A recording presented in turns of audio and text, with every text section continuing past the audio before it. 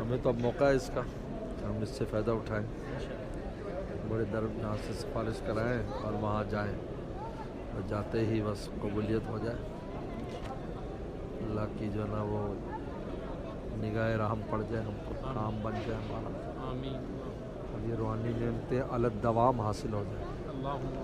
عارضی تو ملتی ہیں لیکن دوام نہیں ہوتا، مسلسل وہ یہ دوام ملے۔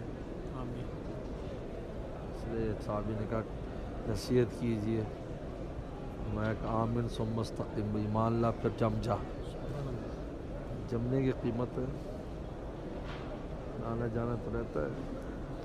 جو آدمی پیسے کماتا ہے اور اس کی بچت نہ ہو تو اس کو کوئی مالدار نہیں کہتا، مالدار وہ جو بچت بھی کرتا ہو۔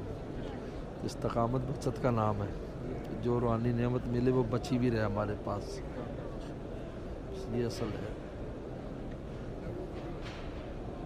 ماشاء اللہ۔